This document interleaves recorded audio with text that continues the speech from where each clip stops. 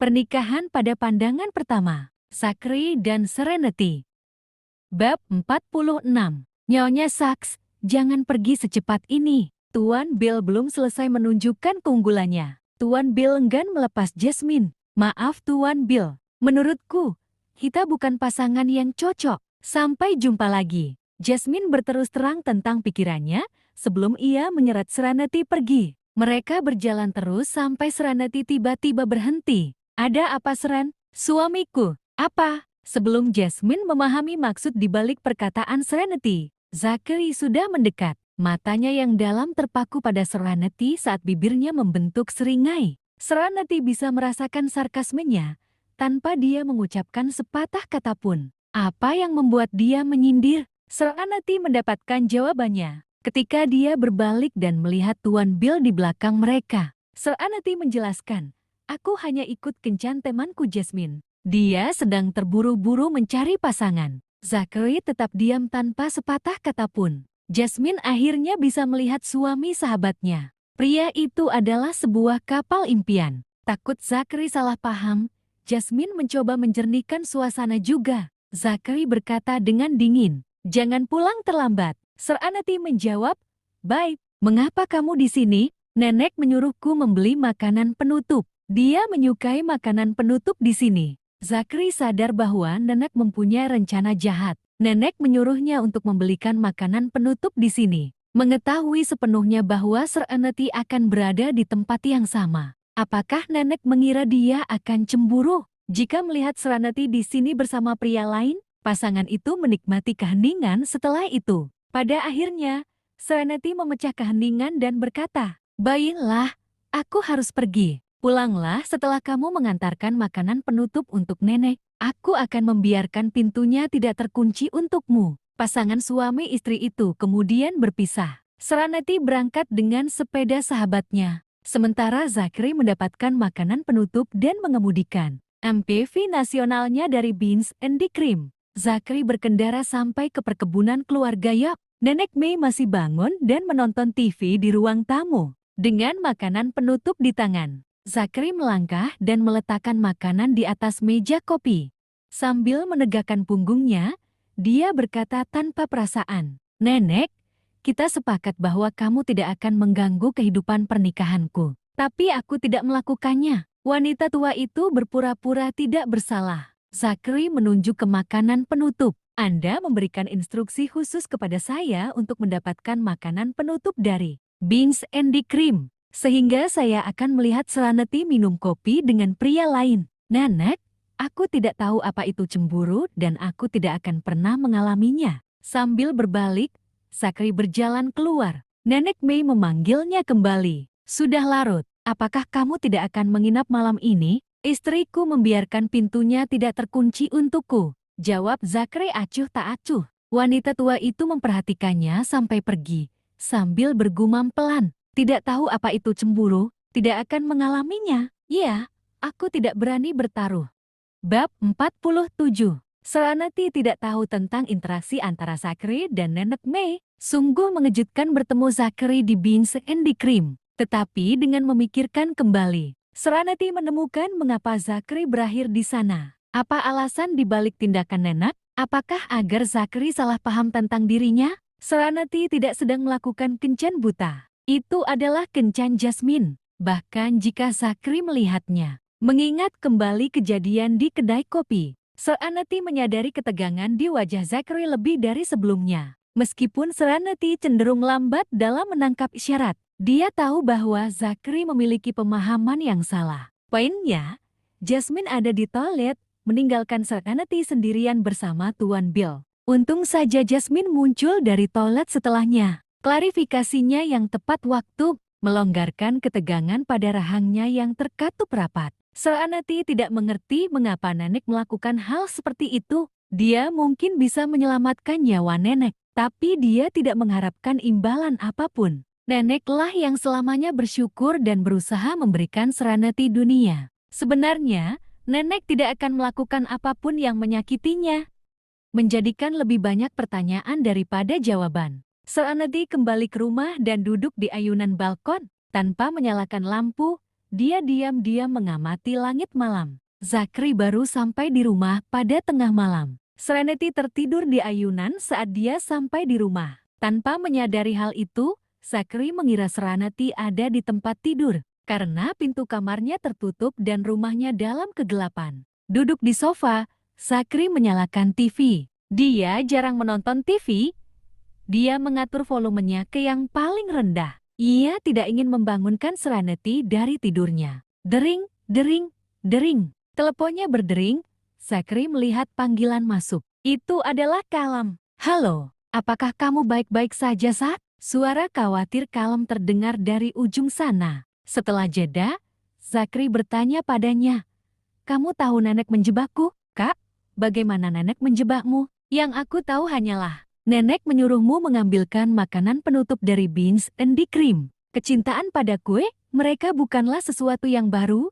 Zachary mendengus. Istriku kebetulan sedang berkencan di beans and cream. Apa? Callum sontak kaget. Istrimu pergi berkencan? Apakah dia selingkuh? Kamu baru menikah kurang dari seminggu yang lalu, dan keluarga kami bertemu kemarin. Kami bahkan membicarakan tentang pernikahanmu di masa depan saat makan malam. Dan sekarang kamu memberitahuku istrimu pergi berkencan?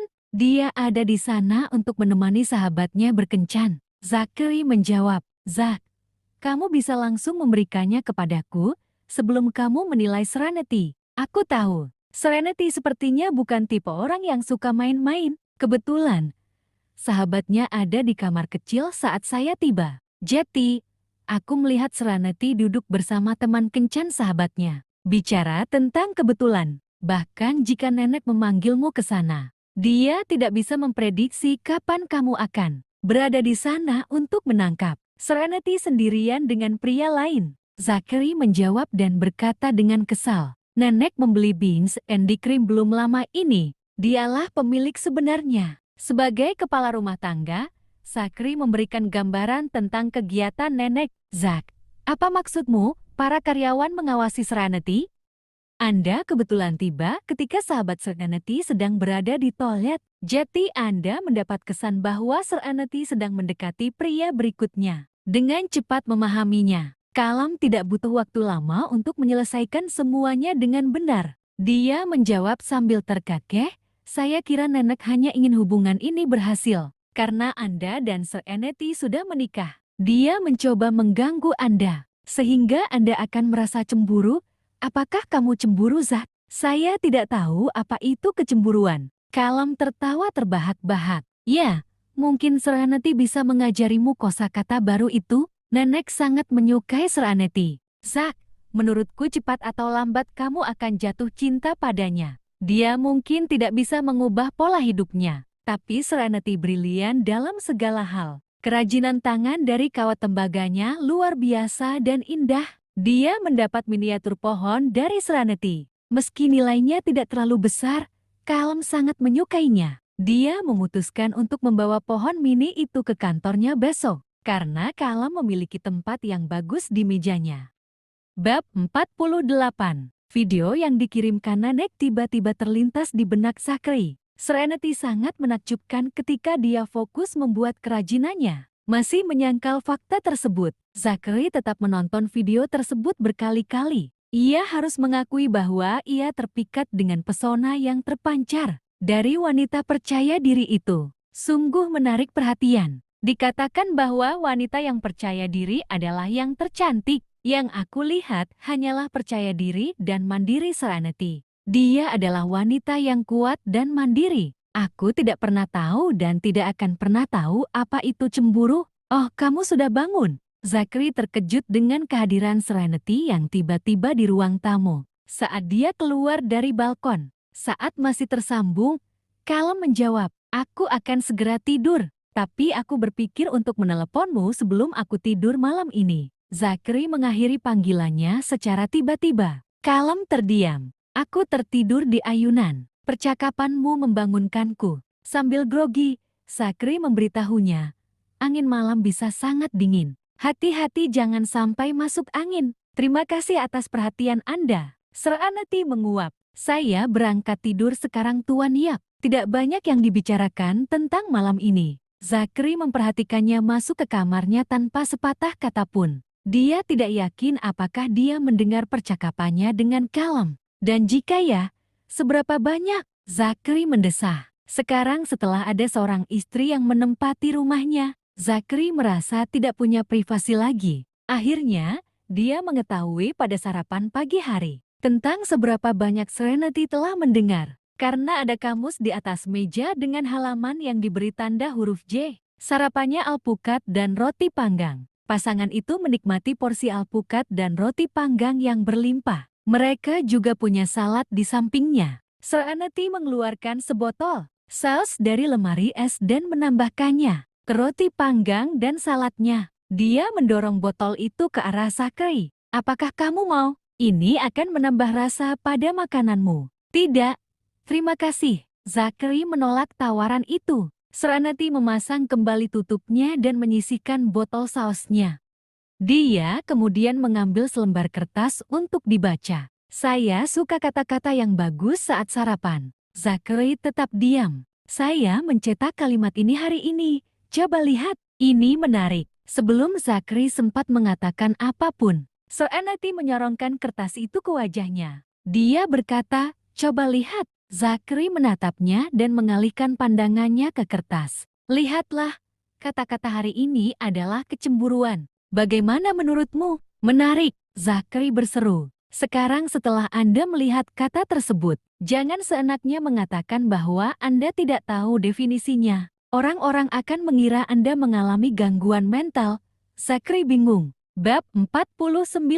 Serenity menyelesaikan sarapannya dan membersihkan dapur sambil memberitahu Zachary, aku akan keluar. Jangan lupa mengunci pintu saat keluar. Zachary meliriknya sebelum mengalihkan perhatiannya kembali ke roti panggangnya. Itu mengingatkanku, bolehkah aku membawakan buah-buahan itu untuk kakakku? Dia membeli terlalu banyak buah beberapa hari yang lalu untuk acara keluarga. Dan buah-buahan itu akan dibiarkan membusuk di lemari es. Karena dia dan Zachary tidak dapat menghabiskan semuanya tepat waktu, Zachary menjawab, kakakmu adalah keluarga. Anda dapat mengambil apapun yang Anda inginkan tanpa meminta izin saya. Anda bebas mengambil keputusan mengenai urusan rumah tangga. Kecuali itu adalah masalah yang memerlukan diskusi di antara kita. Kita tidak sedekat itu, dan aku tinggal di rumahmu. Saya pikir itu adalah rasa hormat kepada Anda sebagai seorang suami. Untuk bertanya terlebih dahulu,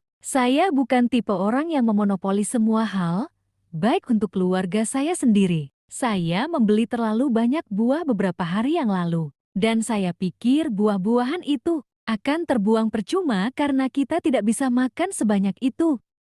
Setidaknya sekarang kakakku bisa memakannya sebelum menjadi busuk. Tentu, jawab Zachary. Melihat Zachary tidak mempermasalahkan hal itu, Serenity mengemas 2 kantong buah dan membawanya ke rumah kakaknya. Liberty berkata kepada Serenity, Anda tidak perlu membawa hadiah saat berkunjung. Saya punya uang untuk membeli sesuatu. Hanya Zachary dan aku yang ada di rumah. Aku mungkin memakannya, tapi Zachary tidak suka buah. Sia-sia membiarkannya membusuk. Dia menyuruhku untuk memberikannya padamu. Dia bilang kamu adalah keluarga. Serenity belum pernah melihat Zachary mengunyah buah. Zachary sering bekerja lembur dan mengurung diri di kamarnya ketika dia kembali. Dia hanya melihatnya di pagi hari. Tampaknya Zachary tidak mengambil makanan ringan apapun dari rumah. Serenity curiga Zachary akan makan di luar seperti sebelumnya jika dia tidak membuatkannya sarapan. Pada saat itu, Liberty menerima 2 kantong buah-buahan. Serenity bermain dengan keponakannya sebentar sebelum menuju ke toko. Dengan hilangnya Serenity, Zachary membuang roti panggang dan kertas berisi kata hari ini ke tempat sampah.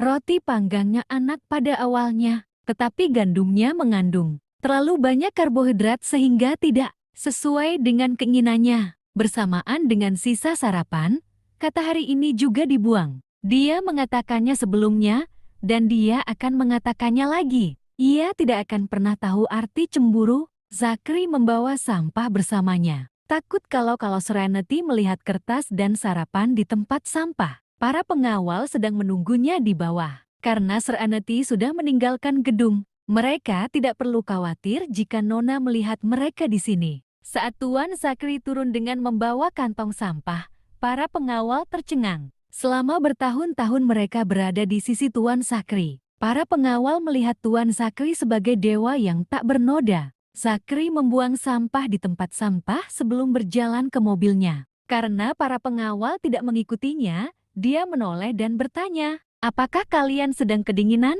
Untuk apa kalian berdiri di sana?" Tersadar dari pikiran mereka, para pengawal mengikuti langkahnya. Seorang pengawal bertugas mengemudikan MPV nasional ke York Corporation setiap hari. Sakri kemudian akan mengemudikan kendaraannya pulang kerja. Setengah jam kemudian, sebuah Ferrari merah menonjol dengan secara paksa menghalangi konvoi. Sakri memasuki York Corporation. Pemilik mobil sport itu adalah seorang wanita berbaju merah dengan rambut panjang bergelombang menutupi punggungnya. Wanita itu memiliki wajah cantik dan lehernya dilengkapi dengan kalung berlian. Dia juga mengenakan gelang berlian dan anting berlian yang senada. Dia bersinar terang seperti berlian pastinya. Gadis itu keluar dari mobilnya dan mendekati Rolls-Royce untuk mengetuk jendela. Sakri menurunkan kaca jendela mobilnya. "Ilis, Anda punya waktu 2 menit untuk memindahkan mobil Anda."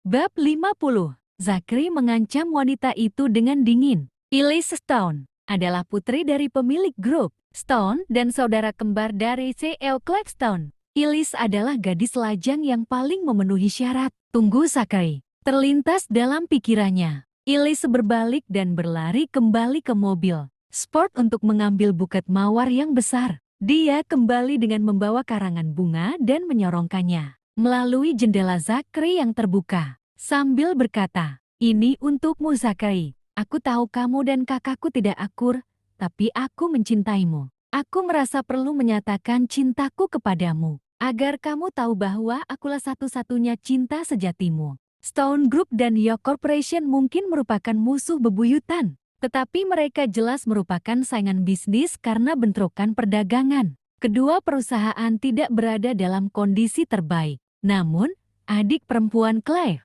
Ilis adalah cinta pada pandangan pertama ketika dia pertama kali melihat Sakri di sebuah acara beberapa tahun yang lalu. Karena konflik kepentingan antara kedua raksasa, Clive dan orang tuanya tidak menyetujui cinta Ilis.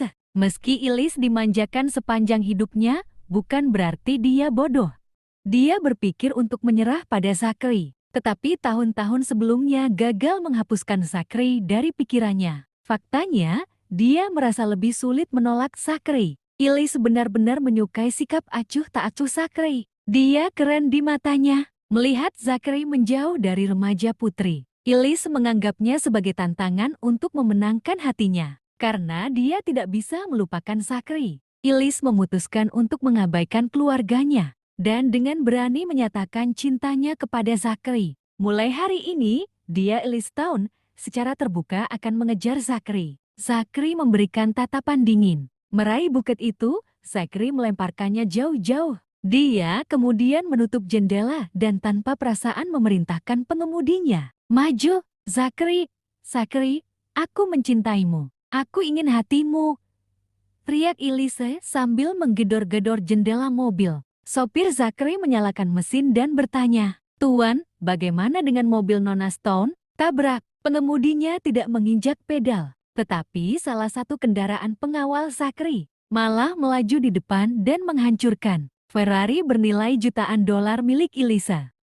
Bang, penjaga keamanan yang bertugas menyaksikan dengan rahang ternganga. Dengan menyingkirkannya mobil Ilisa, Rolls-Royce milik Sakri memasuki tempat parkir pribadi perusahaan. Ilis tercengang melihat kerusakan yang terjadi pada mobil sport barunya. Saat dia sadar dan berlari mengejar Sakri, penjaga keamanan telah menutup gerbang. "Sakri!" Ilis berteriak keras-keras, "Kamu harus membelikanku mobil baru karena kamu menabrakkan mobilku. Kamu berhutang 1 padaku. Aku akan mengganggumu setiap hari sampai kamu membelikanku mobil baru." Dia sedih karena mobilnya rusak. Namun, setelah dipikir-pikir, Ilis bisa menggunakan ini sebagai alasan untuk mengganggu Sakri. Ilis yakin kecelakaan itu memberinya peluang. Bagaimanapun, dia telah menyatakan pendiriannya dengan jelas kepada Sakri bahwa dia sedang mencari cintanya. Apapun hasilnya, dia tidak akan menyesali keputusannya. Meski begitu, Elisa harus mengakui bahwa aksi Zachary yang menghancurkan mobilnya itu buruk. Tentu saja akan lebih baik jika itu bukan mobilnya. Petugas keamanan kagum dengan keberanian Nona Stone. Dia tidak hanya datang ke York Corporation untuk membuat keributan, tapi dia juga menyatakan cintanya pada Tuan Yap. Itu pastinya sangat menegangkan. Terima kasih telah menonton. Jangan lupa like, komen, dan subscribe.